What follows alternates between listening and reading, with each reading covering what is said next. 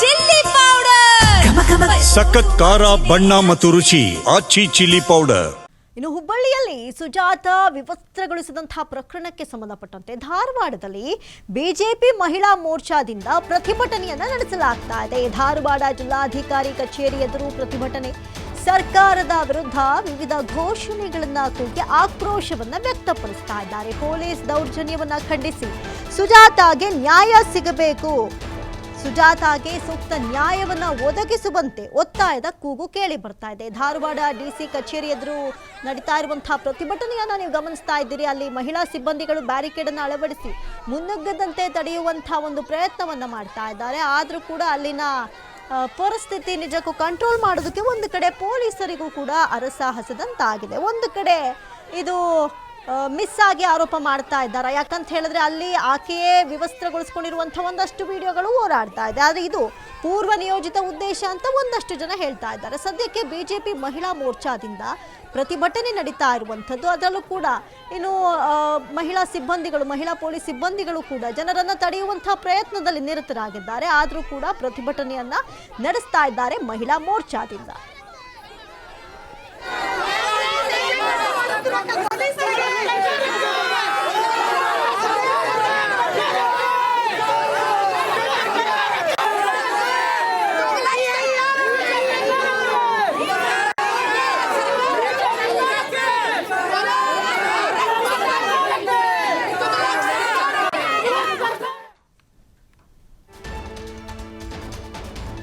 ಧಾರವಾಡ ಜಿಲ್ಲಾಧಿಕಾರಿ ಕಚೇರಿ ಗೇಟ್ ಬಳಿ ದೊಡ್ಡ ಹೈಡ್ರಾಮವೇ ನಡೆದು ಹೋಗ್ತಾ ಇದೆ. ಕಚೇರಿ ಆವರಣಕ್ಕೆ ನುಗ್ಗೋದಕ್ಕೆ ಪ್ರತಿಭಟನಾಕಾರರು ತೀವ್ರ ಯತ್ನ ಮಾಡ್ತಾ ಇದ್ದಾರೆ. ಬ್ಯಾರಿಕೇಡ್ ತಳ್ಳಿ ಡಿಸಿ ಕಚೇರಿ ಒಳಗಡೆ ಹೋಗೋದಕ್ಕೆ ಸತತ ಯತ್ನವನ್ನು ನಡೆಸ್ತಾ ಇದ್ದಾರೆ. ಮಹಿಳಾ ಕಾರ್ಯಕರ್ತೆಯರಿಗೆ ಪುರುಷ ಕಾರ್ಯಕರ್ತರು ಕೂಡ ಇಲ್ಲಿ ಸಾಥ್ ಕೊಡ್ತಾ ಇದ್ದಾರೆ.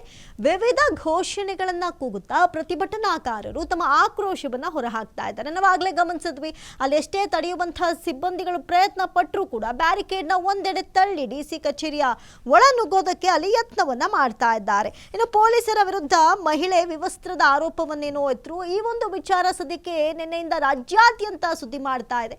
ಒಂದು ಕಡೆ ನೀವು ದೃಶ್ಯಾವಳಿಗಳಲ್ಲಿ ಗಮನಿಸಬಹುದು, ಅಲ್ಲಿ ಸ್ವತಃ ಸುಜಾತ ಅವರೇ ಬಟ್ಟೆ ಬಿಚ್ಚುವಂತಹ ದೃಶ್ಯ ಸೆರೆ ಹಿಡಿದಿದ್ರು, ಅದು ವೈರಲ್ ಕೂಡ ಆಗಿತ್ತು. ಒಂದು ಕಡೆ ಇದೇ ವಿಚಾರಕ್ಕೆ ಸಂಬಂಧಪಟ್ಟಂತೆ ಸ್ವಯಂ ಪ್ರೇರಿತ ದೂರು ಕೂಡ ದಾಖಲಾಗಿದೆ. ಮತ್ತೊಂದು ಕಡೆ ಮಹಿಳಾ ಆಯೋಗ ಇದೀಗ ಪ್ರತಿಭಟನೆಗೆ ಮುಂದಾಗಿರುವಂಥದ್ದು. ಸದ್ಯಕ್ಕೆ ಮಹಿಳಾ ಕಾರ್ಯಕರ್ತೆಯರಿಗೆ ಪುರುಷರು ಕೂಡ ಸಾಥನ್ನ ಕೊಟ್ಟಿದ್ದಾರೆ.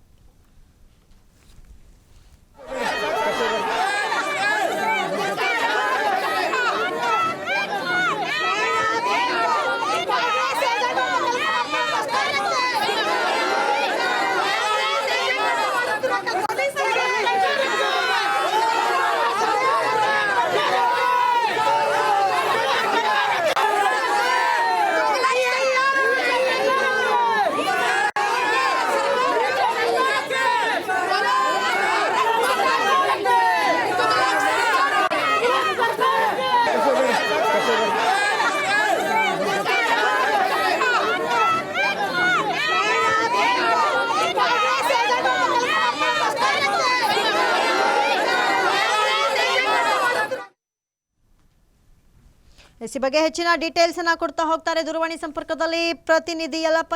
ಯಲ್ಲಪ್ಪ, ಒಂದು ಕಡೆ ನೋಡ್ತಾ ಇದ್ವಿ, ನಿನ್ನೆಯಿಂದ ಒಂದಷ್ಟು ವಿಡಿಯೋಗಳು ವೈರಲ್ ಆಗ್ತಾ ಇದೆ. ವೈರಲ್ ಆದಂತಹ ವಿಡಿಯೋದಲ್ಲಿ ಇಲ್ಲಿ ಪೊಲೀಸರು ಬಂಧನ ಮಾಡಿದಂತಹ ಸಂದರ್ಭದಲ್ಲಿ ಪೊಲೀಸರೇ ವಿವಸ್ತ್ರಗೊಳಿಸಿ ಹಲ್ಲೆ ಮಾಡಿದ್ರು ಅಂತ.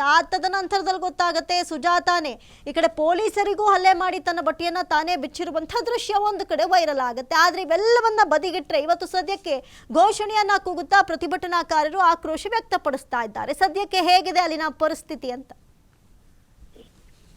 ಅಮೃತ, ನಿನ್ನೆಯಿಂದ ಹುಬ್ಬಳ್ಳಿಯಲ್ಲಿ ಓರ್ವ ಮಹಿಳೆ, ಅದು ಬಿಜೆಪಿಯ ಕಾರ್ಯಕರ್ತೆಯನ್ನ ವಿವಸ್ತ್ರಗೊಳಿಸಿ ಹಲ್ಲೆ ಮಾಡಿದ ಒಂದು ಪ್ರಕರಣ, ಅದು ಪೊಲೀಸರೇ ಇಲ್ಲಂದ್ರೆ ತಮ್ಮ ಕಸ್ಟಡಿಯಲ್ಲಿರುವಾಗನೇ ವಿವಸ್ತ್ರಗೊಳಿಸಿರೋ ಒಂದು ಆರೋಪ ಕೇಳಿ ಬಂದಿದೆ. ಈ ಸಂಬಂಧ ಬೆಳಿಗ್ಗೆ ಕೆಲವೊಂದಿಷ್ಟು ವಿಡಿಯೋ ಸಾಮಾಜಿಕ ಜಾಲತಾಣಗಳಲ್ಲಿ ವೈರಲ್ ಆಗುವಂತದ್ದಾಯ್ತು. ಮಧ್ಯಾಹ್ನದವರೆಗೆ ಅಂತಾರೆ ಬೆಳಿಗ್ಗೆ 10 ಗಂಟೆ ಸುಮಾರಿಗೆ ಇದಕ್ಕೆ ಈ ಒಂದು ಪ್ರಕರಣಕ್ಕೆ ಮತ್ತಷ್ಟು ಪುಷ್ಟಿ ಸಿಕ್ತು ಮತ್ತು ಬಹಳಷ್ಟು ಮೆಜೆಸ್ಟಿಕ್ ಸಿಕ್ತು. ಅದು ಏನು ಅಂದ್ರೆ ಸ್ವತಃ ಹುಬ್ಬಳ್ಳಿ ಪೊಲೀಸ್ ಆಯುಕ್ತರು ಮತ್ತು ಯಾರು ಈ ಸುಜಾತರಿಂದ ಹಲ್ಲೆಗೊಳ್ಳುವಂತಹ ಪೊಲೀಸರು ಗಂಭೀರ ಆರೋಪ ಮಾಡಿದ್ದು ಏನು ಅಂತಂದ್ರೆ ನಾವು ಬಂಧಿಸ್ಲಿಕ್ಕೆ ಹೋದ್ವಿ, ಬಂಧಿಸಿದಂತ ಸಮಯದಲ್ಲಿ ನಮ್ಮ ಮೇಲೆ ಹಲ್ಲೆ ಮಾಡಿದ್ರು, ನಮಗೆ ಇಲ್ಲಂದ್ರೆ ಬಾಯಿಂದ ಕಚ್ಚುವಂತ ಕೆಲಸ ಮಾಡಿದ್ರು.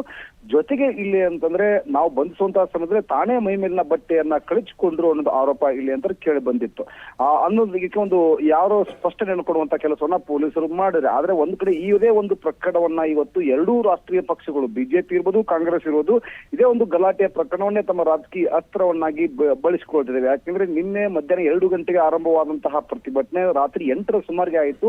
ಬಿಜೆಪಿ ಮಹಿಳಾ ಮೋರ್ಚಾ ಮತ್ತು ಹುಬ್ಬಳ್ಳಿ ಧಾರವಾಡ ಮಹಾನಗರ ಪಾಲಿಕೆ ಮೇಯರ್, ಉಪಮೇಯರ್ ಮತ್ತು ಮಾಜಿ ಶಾಸಕಿ ಸೀಮಾ ಮೂರ್ತಿ ಅವರ ನೇತೃತ್ವದಲ್ಲಿ ಒಂದು ದೊಡ್ಡದಾದಂತಹ ಒಂದು ಪ್ರತಿಭಟನೆ ಇತ್ತು. ಈ ಪ್ರತಿಭಟನೆ ಇಷ್ಟೇ ಆಗ್ರಹ ಏನು ಅಂತಂದ್ರೆ, ಕಾಂಗ್ರೆಸ್ನ ಸದಸ್ಯ, ಮಹಾನಗರ ಪಾಲಿಕೆ ಸದಸ್ಯ ಸುವರ್ಣ ಕಲ್ಕುಂಟ್ಲ ವಿರುದ್ಧ ಪ್ರಕರಣ ದಾಖಲಿಸಿಕೊಳ್ಳಬೇಕು ಮತ್ತು ಹಟ್ಟಿ ಏನು ಇನ್ಸ್ಪೆಕ್ಟರ್ ಇದ್ದಾರೆ ಅವ್ರ ಮೇಲೆ ಕ್ರಮ ತೆಗೆದುಕೊಳ್ಬೇಕು ಅಂತ ಹೇಳಿ ಒಂದು ಆಗ್ರಹಿಸಿ ರಾತ್ರಿ 8 ಗಂಟೆಯ ಸುಮಾರಿಗೆ ಒಂದು ಪ್ರತಿಭಟನೆ ಮಾಡಿತ್ತು.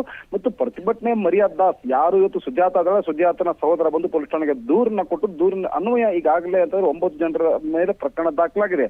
ಪ್ರಕರಣ ದಾಖಲಿಸಿಕೊಂಡಂತಹ ಪೊಲೀಸರು ಈಗಾಗಲೇ ಆ ಪ್ರಕರಣ ಸಂಪರ್ಕ ಏನೆಲ್ಲ ಮಾಡಬೇಕು, ವಿಚಾರಣೆ ಮಾಡಬೇಕು ಅದನ್ನೆಲ್ಲ ಮಾಡಿದ್ರು. ಇದರ ಜೊತೆಗೆ ಇವತ್ತು ಕಾಂಗ್ರೆಸ್ ಸಹ, ಕಾಂಗ್ರೆಸ್ನ ಜಿಲ್ಲಾಧ್ಯಕ್ಷರು, ಹುಬ್ಬಳ್ಳಿ ಧಾರವಾಡ ಮಹಾನಗರ ಜಿಲ್ಲಾಧ್ಯಕ್ಷರು ಮತ್ತು ಧಾರವಾಡದ ಗ್ರಾಮೀಣ ಘಟಕದ ಜಿಲ್ಲಾಧ್ಯಕ್ಷರು ಇಬ್ರು ಸಹ ಮತ್ತು 100 ಕಾರ್ಯಕರ್ತರಿಗೆ ಬಂದು ಇದೆ ಅಂದ್ರೆ ಯಾವುದೇ ರೀತಿಯಂತ ಘೋಷಣೆ ಹೋಗಲಿಲ್ಲ, ಪ್ರತಿಭಟನೆ ಮಾಡಲಿಲ್ಲ. ಆಗ್ರಹ ಇಷ್ಟೇ, ಪೊಲೀಸರಿಗೆ ಏನು ಡಿಸಿಪಿ ಅವರಿಗೆ ಒಂದು ಮನವಿ ಕೊಡುವಂತಹ ಕೆಲಸವನ್ನ ಮಾಡಿದ್ರು.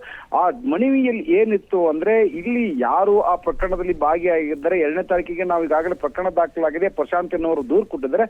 ಆ ಪ್ರಕರಣದಲ್ಲಿ ಕೇವಲ ಸುಜಾತ್ ಎನ್ನುವಳನ್ನ ಮಾತ್ರ ನೀವು ವಶಕ್ಕೆ ತೆಗೆದುಕೊಂಡಿದ್ರಿ, ಬಂಧಿಸಿದ್ರಿ, ಉಳಿದವ್ರನ್ನ ಯಾಕೆ ಬಂಧಿಸಿಲ್ಲ ಅಂತೇಳಿ ಒಂದು ಆರೋಪ ಮಾಡಿದ್ರು.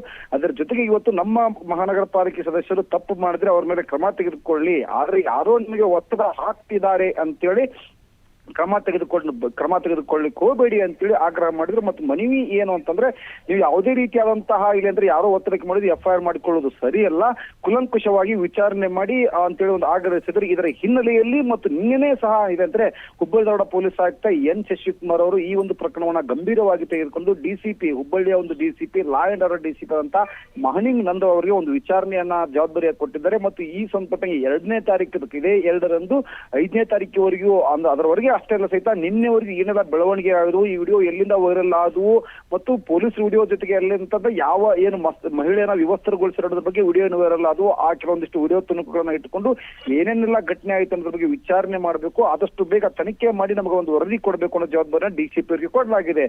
ಅಮೃತ, ಥ್ಯಾಂಕ್ ಯು ಯಲ್ಲಪ್ಪ ತಮ್ಮೆಲ್ಲ ಮಾಹಿತಿಗಾಗಿ.